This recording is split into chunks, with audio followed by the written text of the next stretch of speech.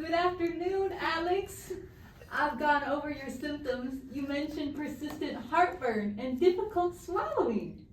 Yes, and sometimes it feels like food gets stuck in my throat. It's been going on for a while now. Those are some important symptoms to address. Nurse Elena and I suspect you might have a condition called Barrett's esophagus. Barrett's what? Is it serious? It can be, but let's take it one step at a time. Barrett's esophagus happens when the lining of your esophagus changes due to repeated exposure to stomach acid from chronic acid reflux or GERD. So, my esophagus is damaged? No, homie, not exactly. Not exactly damaged, but the normal cells in your esophagus have been replaced with different types of tissue, more like what's found in your intestines. That doesn't sound so good. What causes it? Chronic acid reflux is the main cause. Other factors include obesity, smoking, and sometimes genetics. If it's not addressed, there's a small risk it could lead to esophageal cancer, but that's rare, especially with proper management. Cancer? So what do I do? The first step is confirming the diagnosis with an endoscopy. It's a simple procedure where a small camera looks inside your esophagus, and we might take a tiny tissue sample. Does it hurt? You'll be sedated so you won't feel anything. After that, if it's Barrett's esophagus, we'll focus on managing your acid reflux. How do we manage it?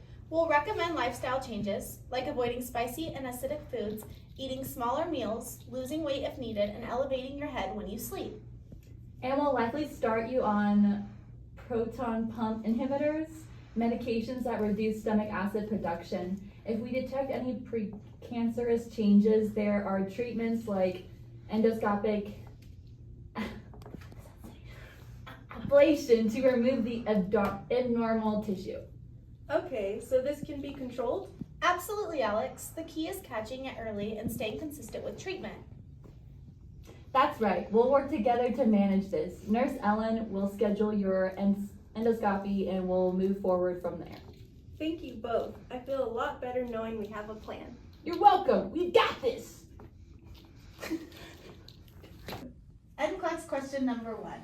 A nurse is educating a newly diagnosed patient with Barrett's esophagus. Which statement made by the patient indicates a need for further teaching? A, Barrett's esophagus will increase the risk for esophageal cancer.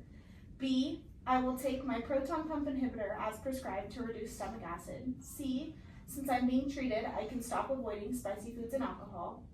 Or D, I may need regular endoscopies to monitor for change in my esophagus. What do you think? That's a tough question.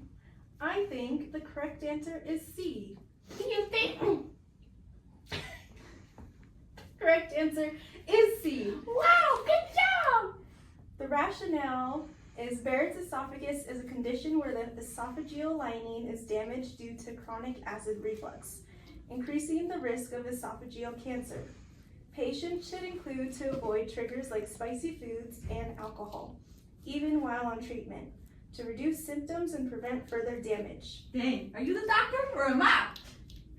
Proton pump inhibitors and regular monitoring via endoscopy are essential parts of managing this condition. All right. NCLEX question number 2. The nurse is caring for a patient with a history of gastroesophageal reflux disease, also known as GERD, who has recently been diagnosed with Barrett's esophagus. Which intervention should the nurse include in the patient's plan of care to reduce the risk of complications? Option A, encourage the patient to sleep flat on their back to promote esophageal healing. Option B, teach the patient to eat small, frequent meals and avoid lying down after eating. Option C, advise the patient to use over-the-counter antacids instead of prescribed medications. Or D, recommend drinking peppermint tea to soothe the esophagus after meals. What is the answer, y'all? I don't know. I think answer B.